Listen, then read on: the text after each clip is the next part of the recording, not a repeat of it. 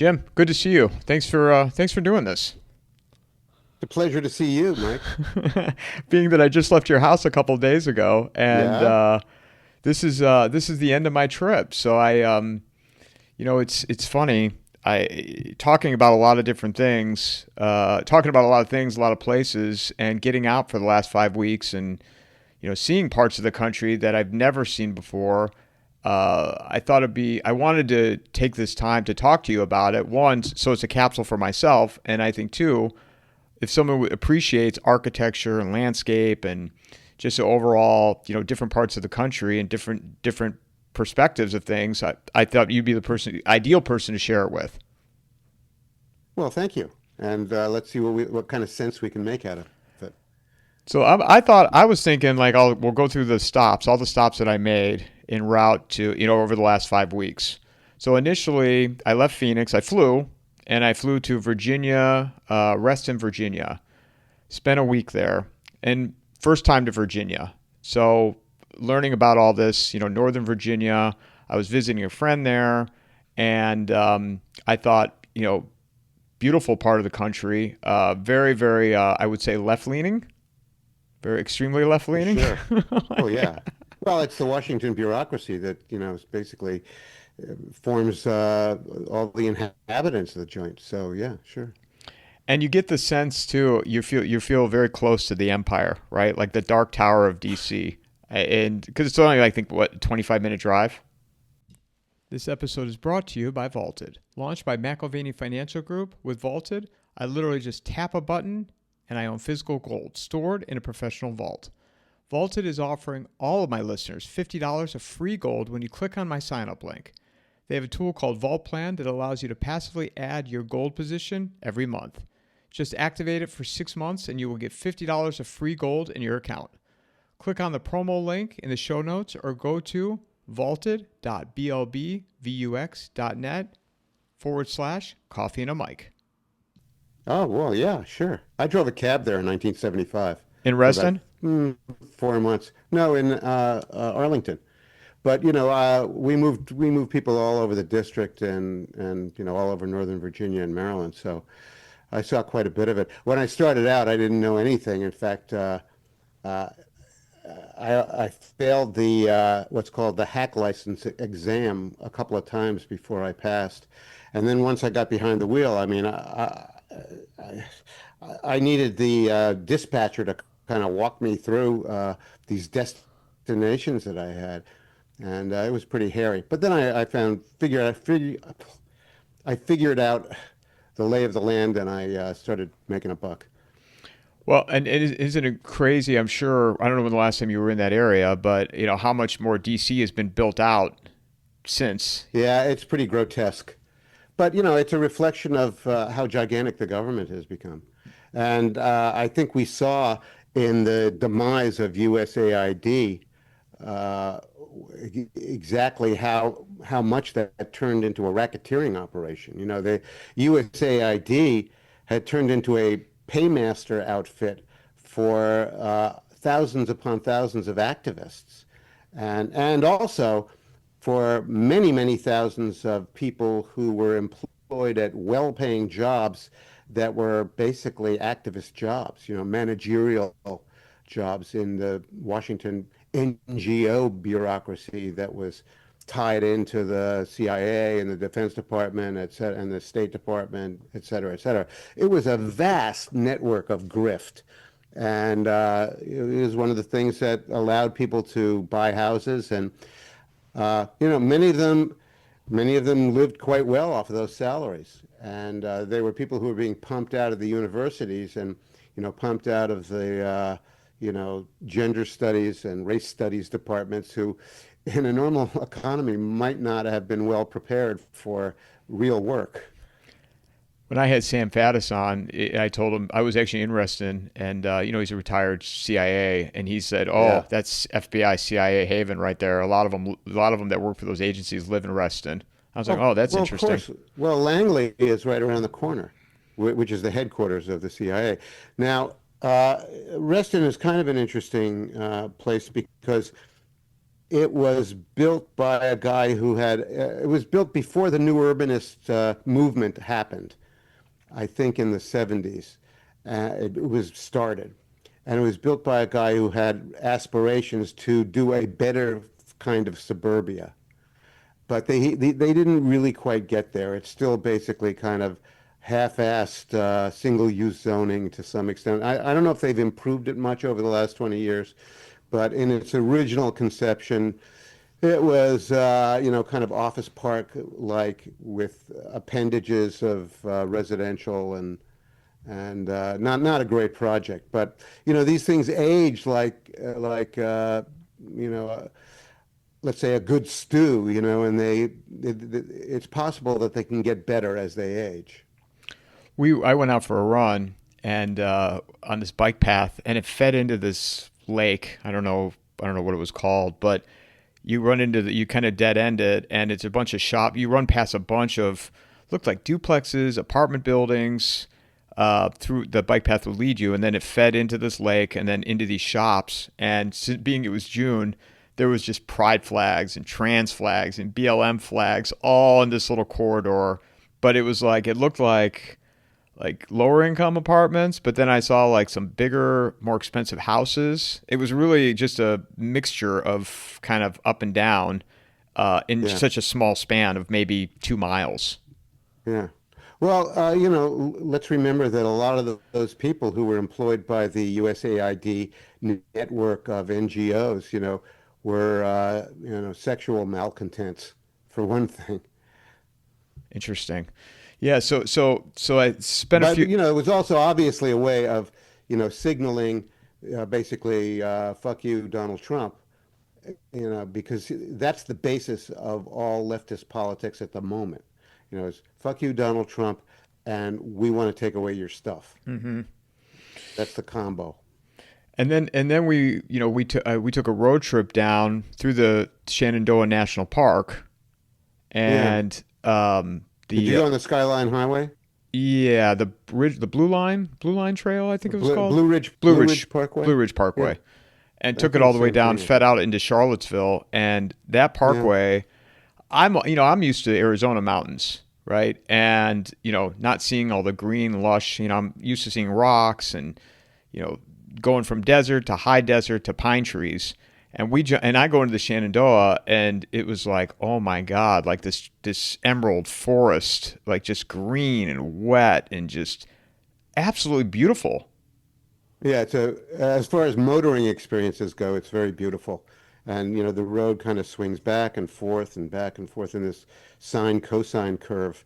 And, at each elbow of the curve, you get a great view into the Shenandoah Valley. And it's great. You've done it? You've done that drive then too? Yeah, I did it on a motorcycle in 1975, actually, on my way to Washington to become a cab driver.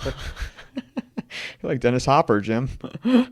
Well, no, not quite. I had my own little adventure, So you did that. So you did that drive I did on a motorcycle through the windy and the rappy and the tightness of those roads? Yeah, it's lovely on a motorcycle. It's, you got to have this rhythmic back and forth, swinging, lovely drive with these views opening up. Mm-hmm. Yeah, sure. Wow.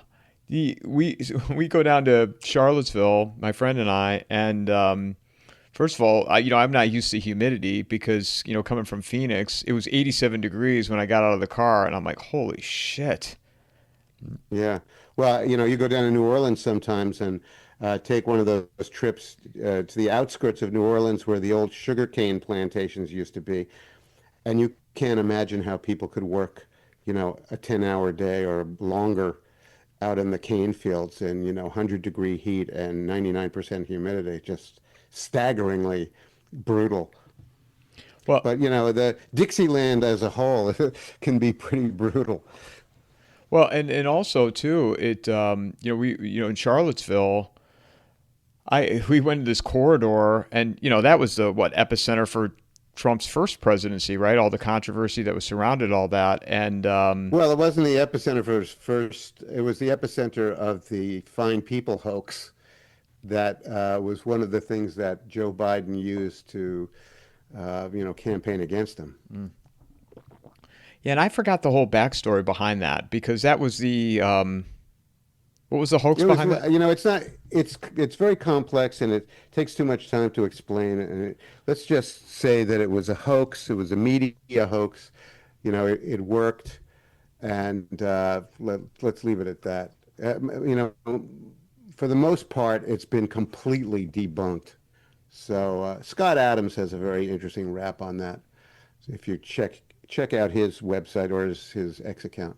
Well, and then also, it was the amount of the diversity, equity, inclusion down there as well, because we're in this like corridor and this outdoor mall. I think I forgot what it was called, but it was like it was a corridor with shops on both sides, Hmm. and you see outdoor patios, restaurants, people eating, having a good time, and then you see panhandling, all the empty storefronts on each side. People are panhandling, people are just sitting there passed out right on the concrete. And Yeah. I'm used to seeing that in Arizona, but I'm like, oh, it's down here in the South too. Well, that whole thing started in the 70s, where basically they emptied all the mental hospitals out in the United States, and they declared that mental patients were an oppressed minority group, and we've been stuck in that groove ever since. And it's only sort of gotten worse, and it's become so normalized, especially for the younger generations, that they just take it as a normal situation. But in prior iterations of American civilization, there were laws against things like vagrancy Well, and also, open drug use. well, and also too, I don't know what the solution is to that. I mean, it's what do you do? My guess is that eventually we're going to have some kind of mental hospital thing. But eventually also, I think a lot of those people are just going to die out. I mean, look at, they're basically committing slow motion suicide as it is, by taking drugs.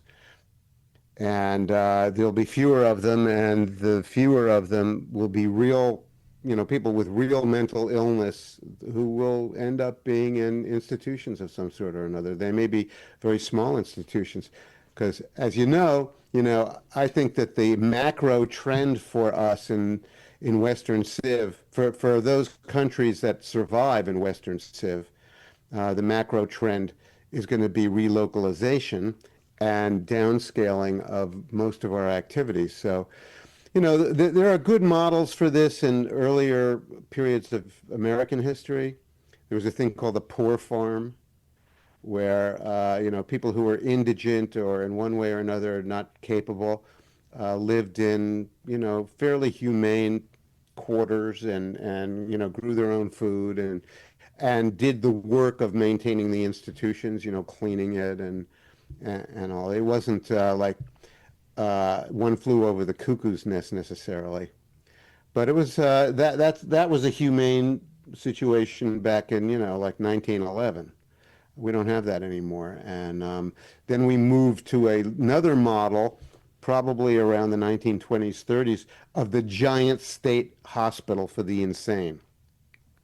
And by 1970, those things proved to be pretty horrible. They were badly managed. The patients were abused and hopeless, and they were just too big. It was a case of doing something out of scale that should never have attained such a scale of, 8,000 patients in one building or one campus of buildings, as was the case in Utica State Hospital near me in upstate New York.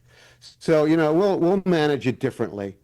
We're managing it the way we are right now, partly because of ideology, partly because we're lazy and stupid, and partly because we've been such a rich culture for so long. You know, it's actually possible for that cohort of people to live essentially a life of leisure, although it's a dark kind of leisure. It's the leisure to take drugs and commit crimes. So Yeah, it again, that was the second stop of this journey, and what better way for stop number three is to go right into the abyss, into the empire, to Washington D.C. So I yeah, went there, and went to Arlington Cemetery, and that was the top of my list of things to go visit, and I really wanted to see the Tomb of the Unknown Soldier and the Changing of the Guard. Mm-hmm. And I couldn't believe the volunteer had told me it was over 400. I think it was 430,000 people are buried there. Yeah, a lot of people, a lot of dead, a lot of dead soldiers. You walk by and you just look at you read one of the headstones, and you're just like, where this person was, where they served, or where they were from, where they served, and it goes on and on and on. And the changing of the guard, they do it every 30 minutes in the peak of the day, like from 8 to 5 or whatnot, and it's just incredible to stand there and watch them switch out. And the volunteer told me there was actually one or two women that are participating in the changing of the guard. Because I saw two guys and they were the same height and same build, and I'm like, God, I wonder if there's a certain height requirement or certain frame or certain, but I just and they do it. I mean, obviously they do it all through the night too, which I imagine what it would be like in the winter when it's January. What are they wearing, and how much gear they're carrying? I mean, in the summertime it was humid when I was there, but to just be able to witness that whole changing of the guard over 5.5 minutes was incredible. Well, what else did you see in D.C.? Well, went to the Arlington House in the cemetery. That's the old Lee Mansion, I think. Yes. The Lee Custis Mansion. Yes, yeah. So we stood there at the top of the hill, and the volunteer was explaining how Lee and his Lee and his family fled out of the house. And you just try to envision this. You're like, God, imagine in that time period you trying to get your family out and fleeing. And then we went down and looked at the Kennedy Eternal Flame, which two presidents are buried in Arlington Cemetery, Kennedy and Taft. The volunteer told me, and he said Kennedy saw Taft's plot and said, "This is where I want to be buried." And Jacqueline Kennedy at the time said, saw some type of eternal flame somewhere overseas and wanted that done for her husband. And they didn't know how they were going to do it, but they were able to figure it out. So we go from there. We go from Arlington Cemetery down to the Lincoln Memorial and the reflection pool. We're walking up the Lincoln Memorial, and I just look around, and I'm like, this is drastically different than Arlington Cemetery. Like the people, just a mixture of people. It's very loud. It seemed like a sort of I don't know how to describe it, like quiet classiness to Arlington Cemetery, respect. You didn't hear a lot of talking.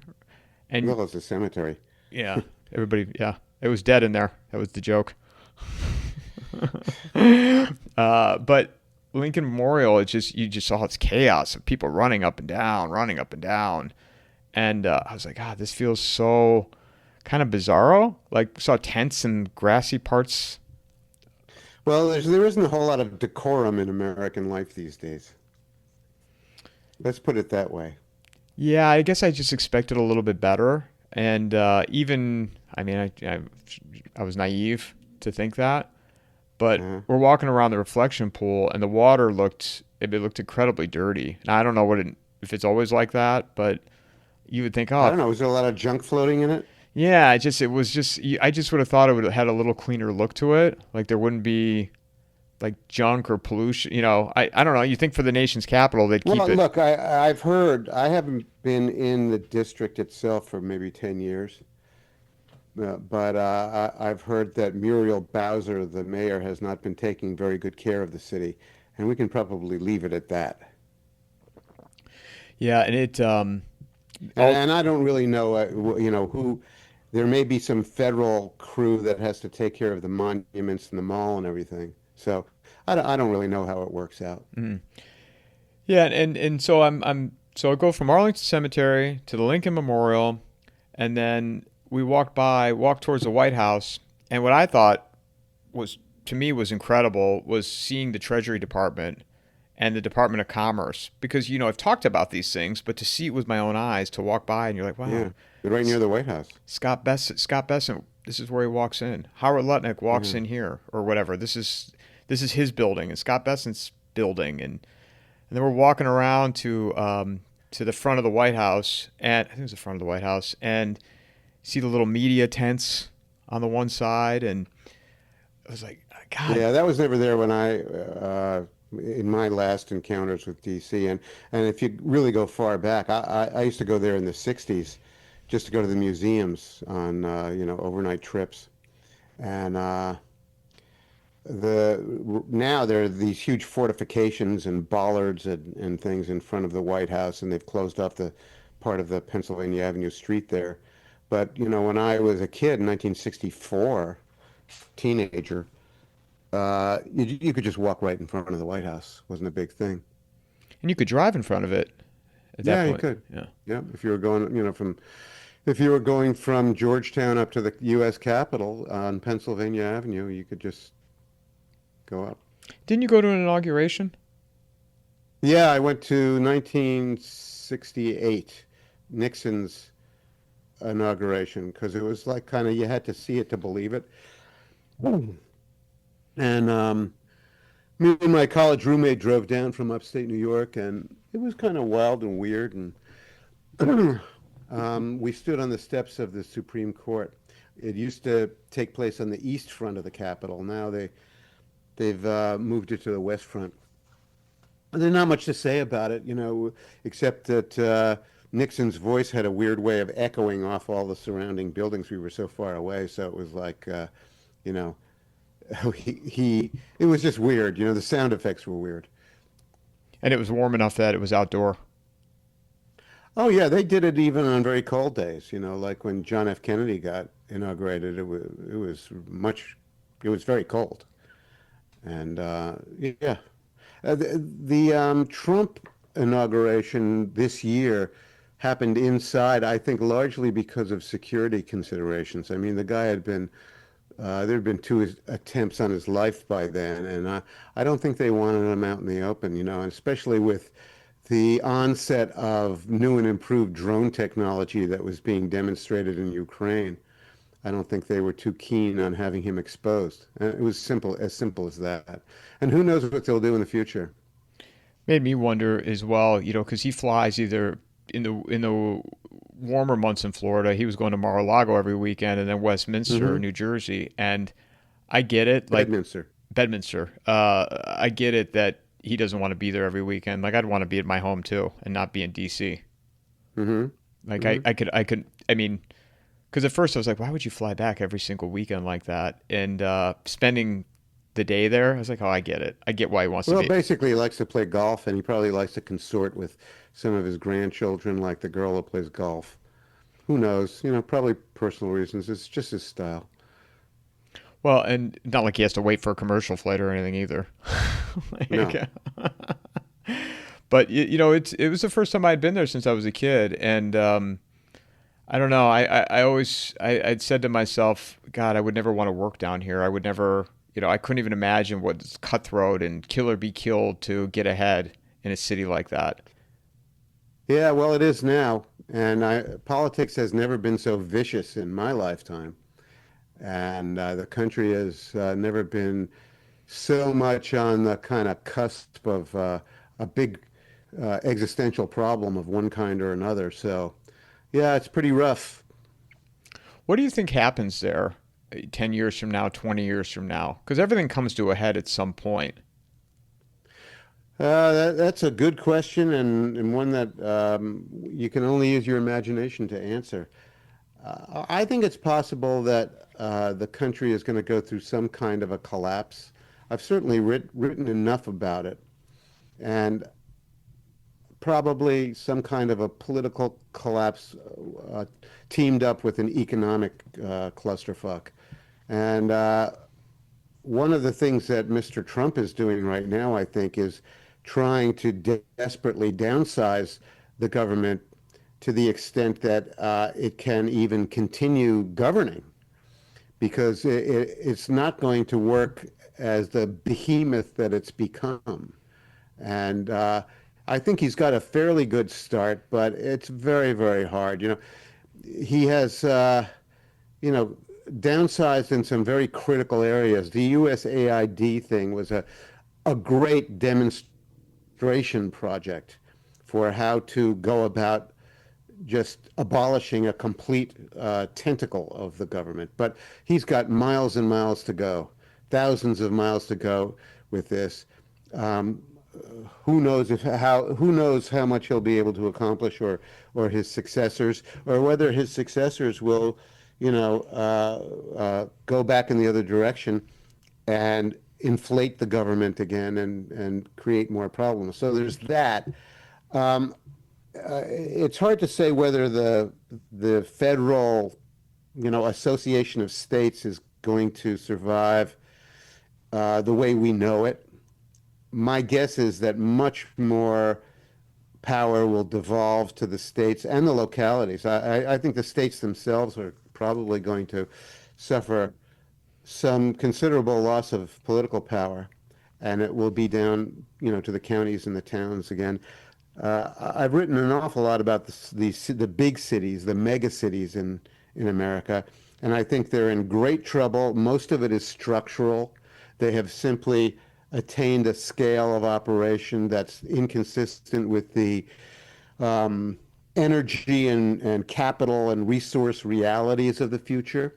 And I think the contraction for them is going to be rather disorderly and upsetting.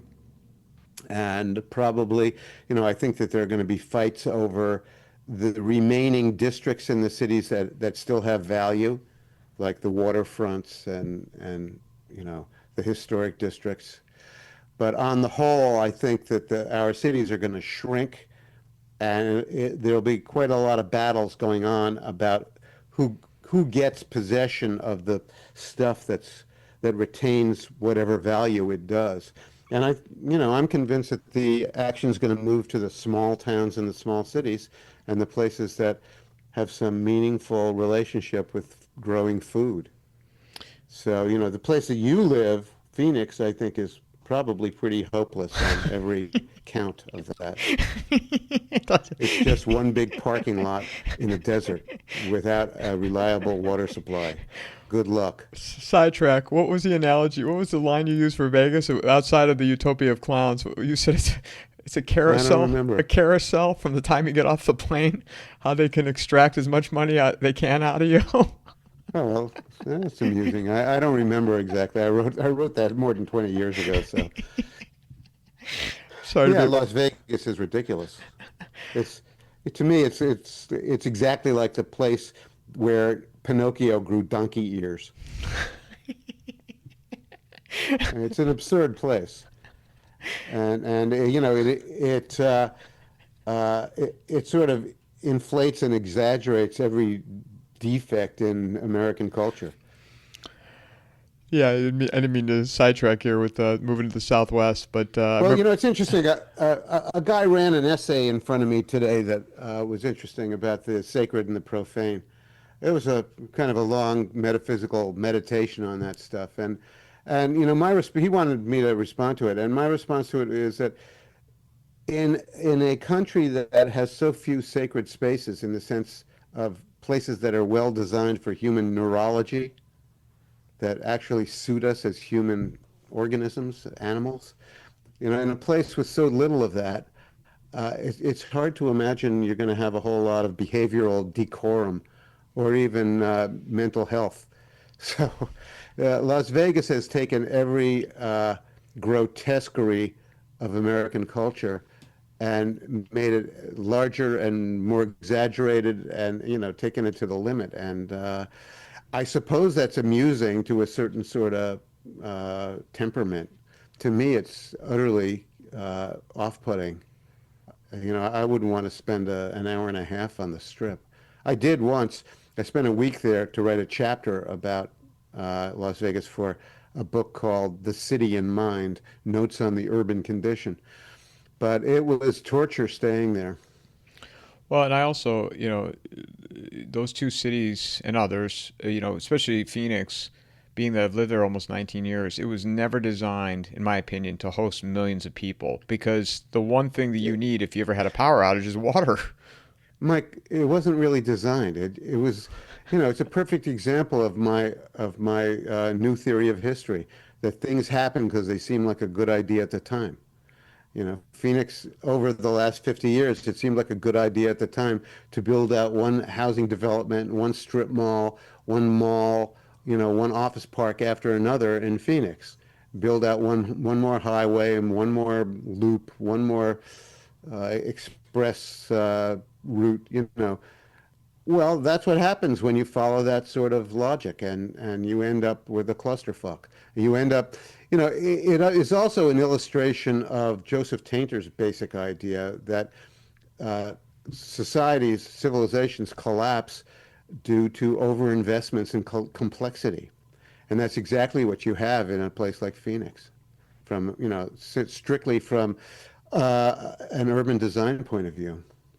And that's why I remind myself that I do need to leave. But it's one of those things where you get attached to an area. You've been there a long time, and you know what you need to do. But you just have to pull the trigger and go.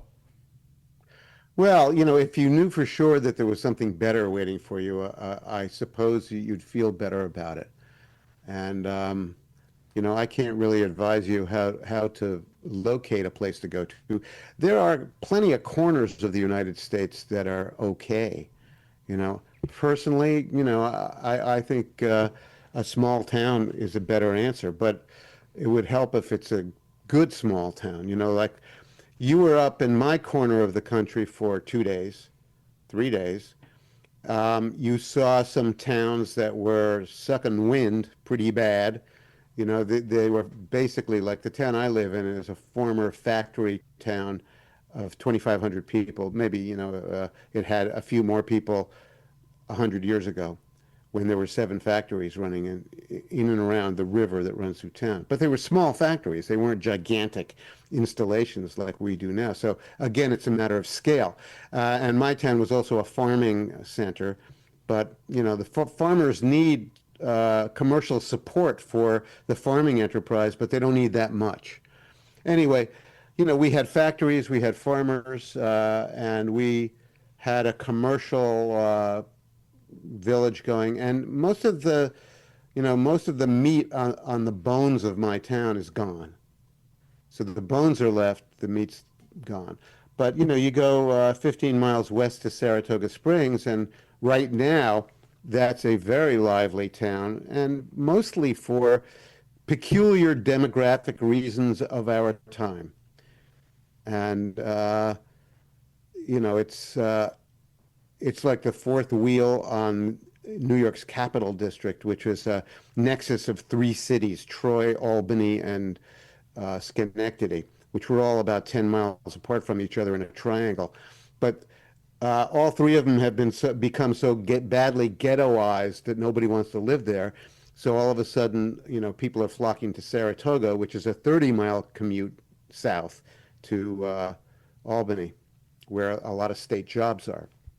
Well, and then, So, oh, so good. Saratoga, has become a really lively place. Plus, there's a chip fabrication plant about 6 miles south of the city that employs a lot of people. And, we had a very robust new urbanist type rehabilitation program in the center of the city of Saratoga.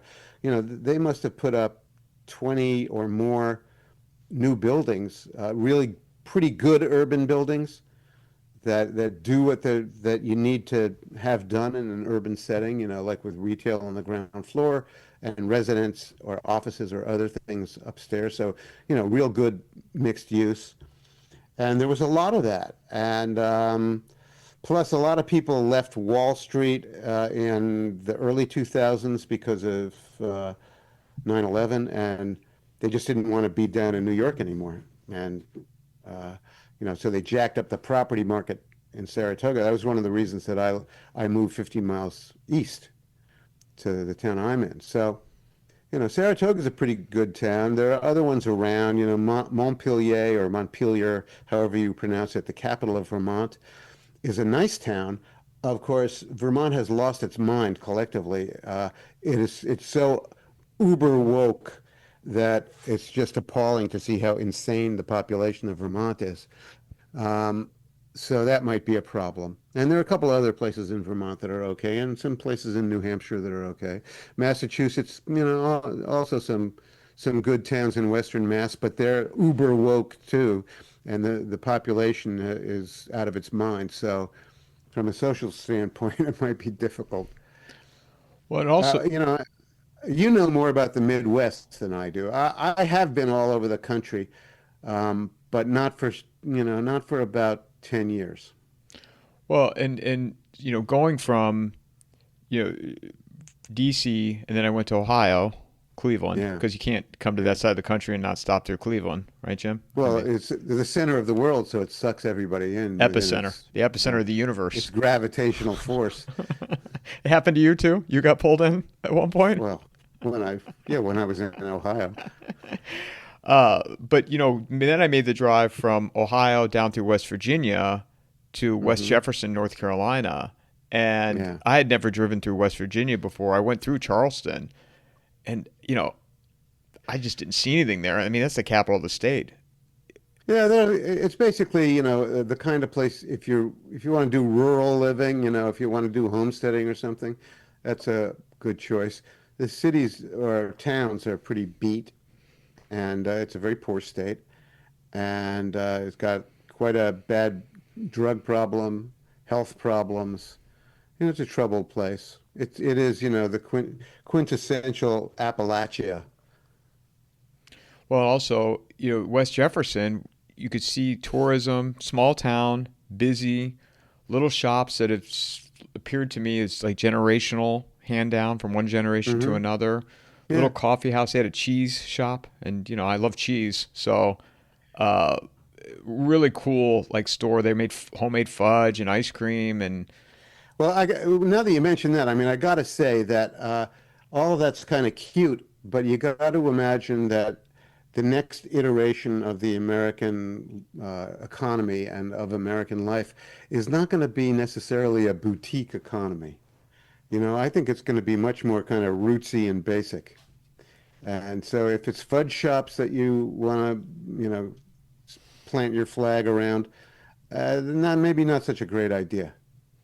The question, or tourism, the better question may be, what kind of agriculture is around this place, or what kind of, pretty basic industries are possible in a place like that? Does it have water power? Is there timber around that you can harvest? Things like that. yeah, it's a good point. And definitely, I need to go back down there and revisit and look a little bit deeper. But plenty of rain, plenty of water appeared, a lot of local farms, but not a lot of industry from what I noticed, or if any, in that area. Yeah, yeah. But I also then I don't know. I continued on to Asheville, Yeah. and boy, that was a very unique place, so to speak. Cool, but a lot of homeless, so much homeless walking around Well, Asheville. what was the flood damage like from Hurricane Helene or Bad, Helena? Or bad. I got some photos of I was running around it was a bike path around the river. I forgot the name of the river, but Mhm. part of the bike path got completely wiped out from the storm. And I was even talking to a guy, and we were above the water line, like way above it. And I said, if we were standing right here when the storm came, what would have happened? He said, your feet would be in the water. I go, just my feet? He goes, no, you would have drowned. That's how high the water became. And there were all these Yeah, buildings they were sitting there empty. They looked like they'd been abandoned, but they got taken out by the storm. yeah, yeah. Well, yeah. I've only been in Nashville a couple of times before, way before Helene, and it was a very lively place, and it was the area around it had become just chock full of retirees. It was a real destination town for a lot of people because the climate was fairly mild. It was a little cooler than the lower parts of the south towards the coast, so it was just easier to live there. And I don't know how the hurricane might have wrecked the whole retirement community scene down there, but I do think that it probably had a pretty devastating effect on the downtown, which was a fairly good downtown by American standards, which isn't saying much, you know.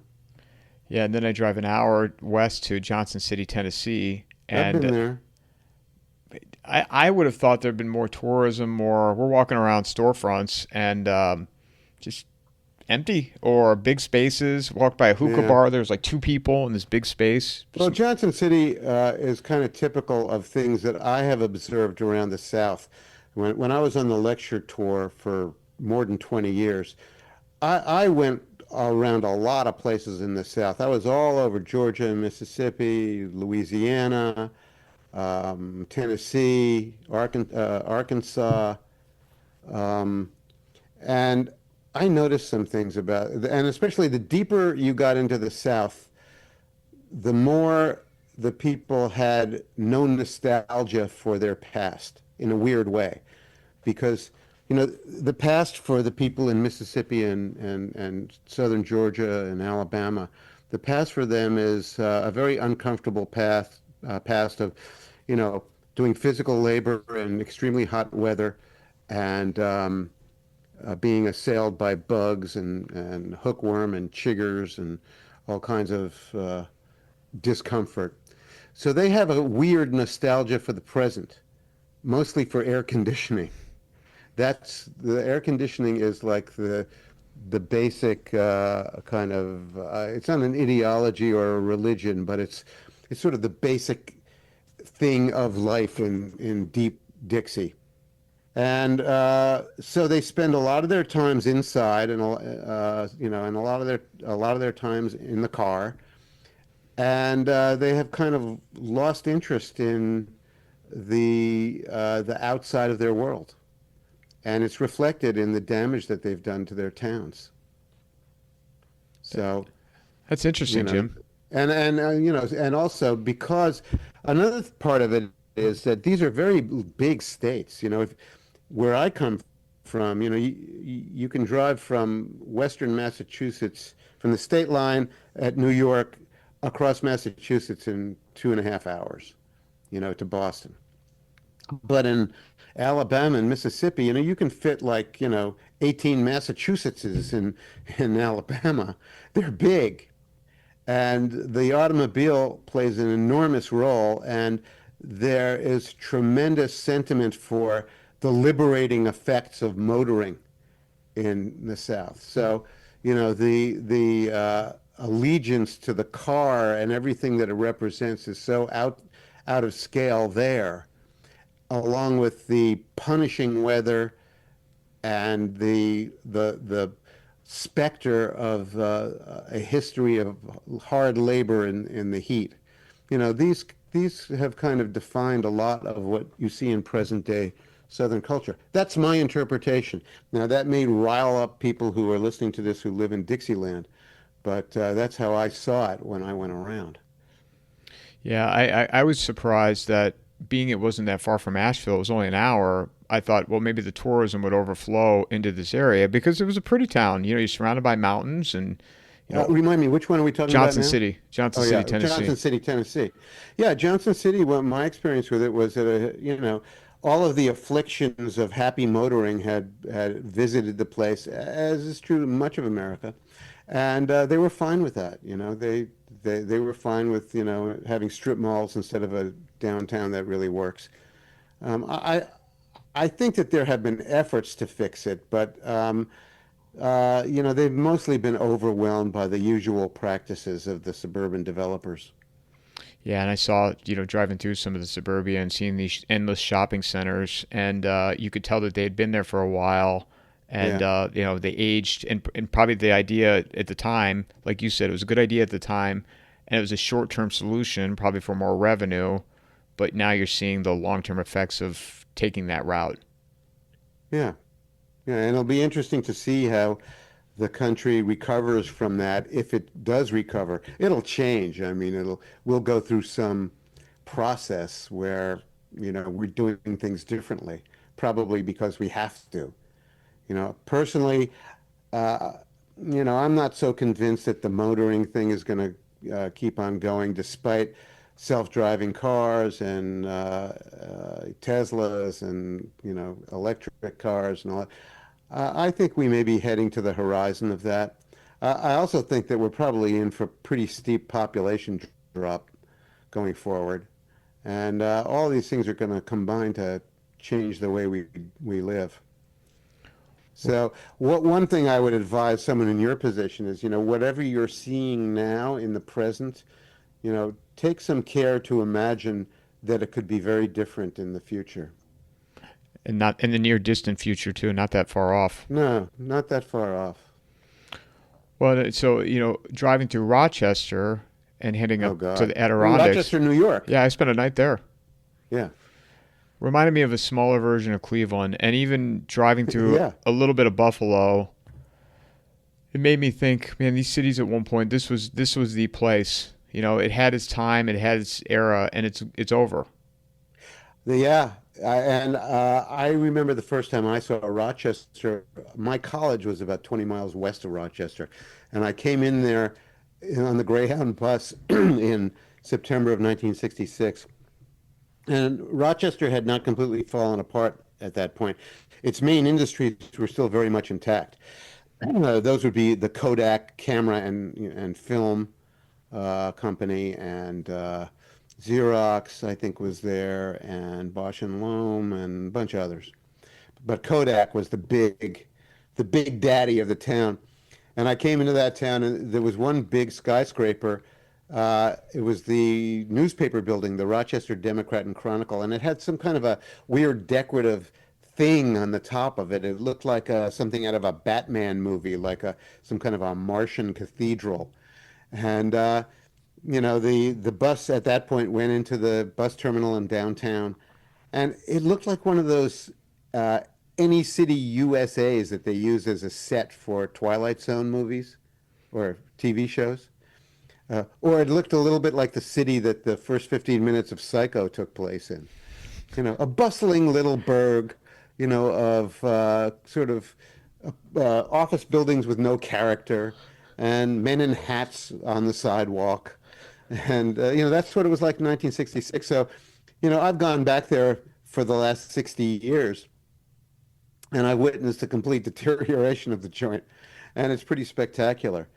And you're right. It's a lot. It's just like Cleveland, Buffalo, Akron, Detroit. That whole band along the lakes. And Rochester is on Lake Ontario. It is a Great Lakes town. They had that whole Great Lakes accent, that way of speaking. Where they say, "Hi, Barb, how's your black cat?" You know that accent? No. Do you have that in Cleveland? No. It's real big in Michigan. Anyway, yeah. So Rochester is pretty depressing. God knows what'll happen. It is on an important river called the Genesee River that has some important falls in elevation that allow for a lot of water power, and that's why the town was there in the first place. That and the New York Central Railroad and the Erie Canal, and made it what it was. So we'll see. So there could be an opportunity for that could be an area down the road that could provide opportunities because of its location. Well, yes, so I think that geography has probably more to do with these issues than anything. Places that are too hot, too dry, they're going to be problematical. Places that are more temperate, that's understood to be an amenity that's important for daily life. Places that have good water power, that's going to be important. Places that have good harbors, whether it's on the Atlantic coast or the Great Lakes, that'll be important. So those are some of the hidden considerations that have nothing to do with fudge shops or boutiques or that kind of stuff. Yeah, and it coming back to visiting up in your neck of the woods in Saratoga and Vermont, Yeah. seeing all that open land, it also reminded me, and sometimes you need to get out and see things rather than even looking online, how much open space there is in the United States, and green and felt like America driving through parts of it. You see the Well, flags and it's a very beautiful corner of the country. Well, and especially at this time of the year.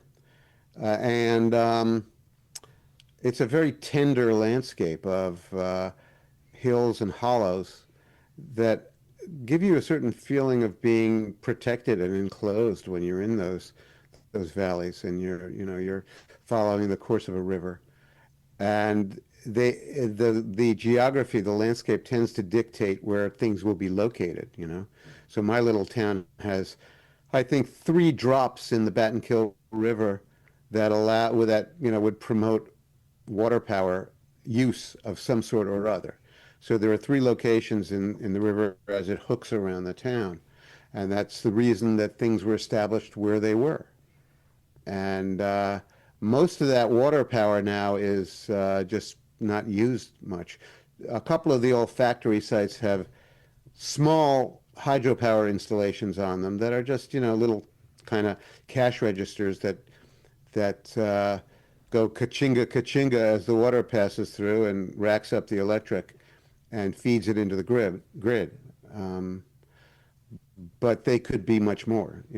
We might conceivably be able to run electricity through the whole town on those hydro sites if we wanted to. But that would take a certain amount of public will and engineering, and probably it would take the collapse of the greater electric grid system. One thing I want to ask you is, as we're talking about this, the state of California. I mean, you get outside of LA and San Francisco, it seems to be like there's a good amount of resources. I mean, in terms of rain in Northern California, there's a lot of farming. Is there a Uh-huh. future there? Well, Northern California is mostly forest, except for the part of the Central Valley that juts up into it at, Redding, which is where pretty much the Central Valley ends. Um, I don't know it's pretty wet up there, but I'm not sure exactly how it would do for, farming crops, food crops. It's certainly got a lot of timber up there. I don't know that you want to cut down all the redwoods, all the remaining redwoods at this point, and I don't know what the need for that's going to be in the future. My guess is it's going to be pretty lightly populated, as it is now. It's not the Central Valley, and it's not the coastal Mediterranean climate. It's a little different. Yeah, and then my last stop, Pennsylvania, the town that I lived in many years ago, and I always like the idea of being here and potentially living here in terms of because it's a valley, it's 4 hours away from any major city. It appears that there's a lot of farming not too far off, but Sure. you go downtown where the university is, Penn State University, and I mean I was just down there yesterday, pride flags and just everywhere, and you Well, that's just a cultural blip, that's just peculiar behavior that we're seeing for the moment. I wouldn't take that as it's not a permanent installation in the human condition of State College, Pennsylvania. What's more problematical about that town is that the State University has become just an overblown, hypertrophic organism. It's too freaking big. And anything, as we've already discussed, anything that exceeds a plausible scale starts to have starts to emanate serious problems that are expressed in other ways, socially and economically. So it's the hypertrophy of Penn State University that is mostly the problem. I mean, even insofar as we know that the demand for college as it is practiced now is going to be less in the years ahead than it has been. Um, People are beginning to realize that the value of a bachelor's degree is not much, especially if you get it in some stupid gender studies field or even in the other humanities, whatever remains of them. Um, and It remains to be seen how valuable a college education is going to be. I think the big state universities are going to collapse in one way or another. What we've seen in the last 30 years is, as I said, hypertrophy, overgrowth, and perverse, freakish overgrowth. You get building programs for gigantic, pharaonic-looking buildings that will be impossible to maintain or care for in the future. Um, Dave Collum has described the weird air conditioning system in his building at Cornell. And, because it's a chemistry building, they were required to put in a ventilation system that basically changed out the air in the whole building cyclically every number of minutes or so, just so that people wouldn't be poisoned by the things that they were working with in the chemistry labs. And that's a hugely expensive thing, especially in the winter when you're changing out all the hot air for cold air constantly. So these are the kinds of choices that we made. And, you know, uh, you make overinvestments in complexity, you get failure and diminishing returns and blowback. And that's exactly where college is. It's incredible to see the humiliation of the Ivy League that is now underway. These have been the most exalted institutions in America.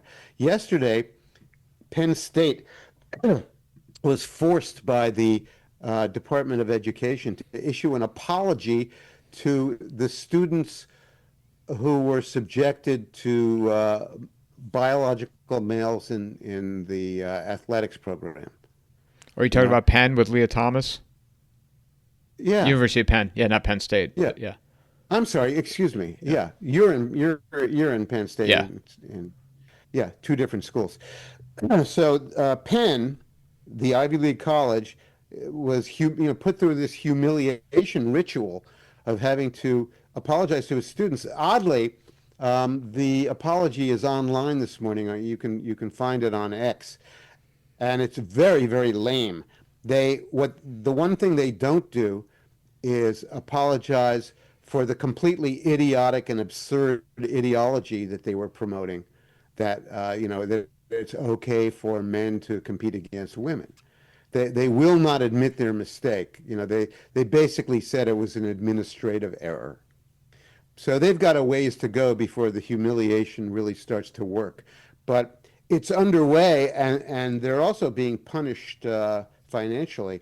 Penn made that decision because the Department of Education withheld more than $150 million worth of federal subsidies from the university. And Harvard is going through a comparable punishment.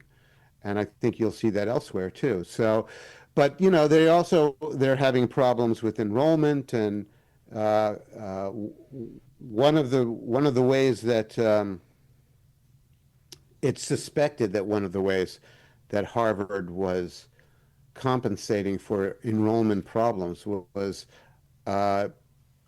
using foreign students to jack up the enrollment. And the Trump administration has asked them to stop doing that too. So I don't know. It's going to be interesting.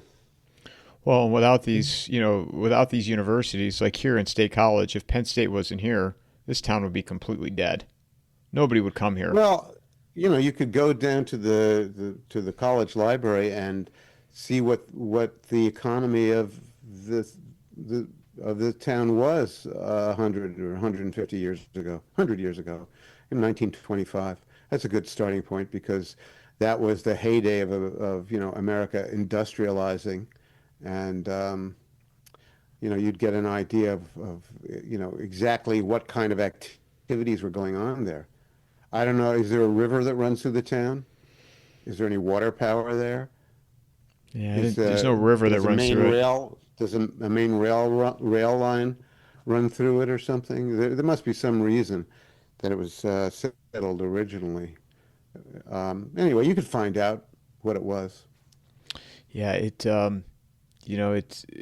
I don't know if there's a river through it. I mean, I know the Schuylkill River is about 2 hours from Oh, here. that's oh God, Schuylkill River is could it's impossible that it could go that No, far. no, it doesn't. No, no, I just remember driving from here to Philadelphia, and it wasn't Yeah, too far that we would come across it. Um, but it was just closer to Harrisburg and Hershey, I think. that's a Susquehanna, I think, in Is that the Harrisburg. Susquehanna? Because Schuylkill I is believe so. Philadelphia. Well, yeah, it's either Delaware or the Susquehanna. I don't know. I don't remember. I think it's Susquehanna. I don't remember. And we don't have a map in front of us, so. But yeah, Harrisburg has a major river running through it. Yeah, it's summing up this whole trip, it's been eye opening to go out and see things. And the other thing, I've said, thought, and said, so many people I know that in Phoenix, they're so, they want to go see Europe and they want to go to Japan and, go abroad, which nothing wrong with that, but they've never been to the capital or have never seen, there's so much in the United States to go visit. Uh-huh. That I mean, I recommend people to do it. I mean, go see your nation's capital, experience that. Yeah. Well, I did a lot of traveling through the Midwest, for example, back in the late 90s and the early 21st century. And it was pretty impressive to see the desolation in the small cities and towns, like you go up to Michigan and, all those towns were very, very, were thriving 100 years ago. And now many of them are desolate. And I do think that there's a lot of potential for reviving those places because they do have those geographical um, advantages. The Great Lakes system is just a fantastic, like freshwater ocean, and right in the middle of the continent. And there are a lot of rivers that run in and out of it, and the farmland is great in Michigan. You can grow fruit, you can grow grain, you can grow, table crops. It's a fantastic. It's full of fantastic potential, and it's just sort of sitting around doing nothing. And but the time will come. Right now, it's interesting to hear that you get a guy like this communist Mondavi running for mayor in New York as a Democrat, and with a fair possibility of winning because the Democratic Party dominates New York. And now you hear about everybody wanting to move to Florida. You know, I'm not quite sure where everybody got the idea that Florida was the land of, you know, the land of milk and honey. Florida is a very punishing place to live. It's like living in a dog's mouth. And as far as suburban clusterfucks go, it's about, it's about one of the worst in America. You're always in your car. Everything's a six laner unless it's an eight laner. Um, it's really it can be a pretty awful way of life unless you're in a particularly good corner of Florida, and there are a few of them left. So, I wonder at that so many people think it's a good idea to go to Florida. Now, Florida happens to have a pretty capable governor who's done some good things over the last, what is it, like 6 years or so. Um, he's done some really good things, but if when you're on the ground there and you really see how the place operates, it's kind of dispiriting, in my opinion. And life in the decades ahead may not just be a day in the beach, a day at the beach every day. So living next to a beach is pretty nice now, maybe. I don't know how great it is in the summer, actually, in Florida. I've been there in the summer and it was so hot you could barely walk on the beach. And I think that was in the Gulf Coast when I was there in the summer. Anyway, maybe you should get out and see some more corners. There were a lot of people flocking to northern Idaho. It's got an interesting microclimate, fairly, mild by Rocky Mountain standards. Um, Colorado, I don't know. Colorado is culturally a little lost right now. and Boulder is way, way overbuilt, overblown, and overdone. Denver And is the university, Denver's become like a lost city.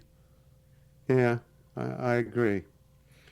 So I don't know. There are other places. That, Ouray is in sort of this more towards the southwestern corner of Colorado, and that's a sweet little town. I've been there. But I'm not quite sure what kind of economy they'd have, without tourism and mountain climbers and outdoor adventuring and stuff like that. So I don't know. Yeah, a lot to take in, and I could tell you wherever my next move is, it'll be a place where there's water and where it rains, Yeah, not relying on a faucet, and that's one of the things too. I mean, it's rained a bunch in the 5 weeks that I've been gone, and it's like, man, yeah, people where I live, I mean, they complain about it when it rains for 2 days. People bitch. yeah, I'm like, what are you bitching yeah. about? We need every drop we can in Arizona. But I definitely want to live in a place where there's water and green, and it's just finding that, like you said, the right geographical place, and where you're at in Vermont and whatnot, and that's real winter. I don't know if I can handle that. That's man's Well, winter up there. I'm 10 miles from the Vermont state line. That's man's But winter. yeah, it's real winter. It's real, and it can get pretty grim. Along about March. Yeah, it's getting pretty old. And every day you look at the weather report and you hope, oh my God, maybe it'll get to 50 today, so that you can at least go for a walk. It's it, But I don't know. If I was younger, I wouldn't complain about it so much because I'm going on 80 years old, and but when I was in my 40s and 50s, I was still out on cross country skis and having a good time out there. And that was kind of lovely. I describe it as man's winter.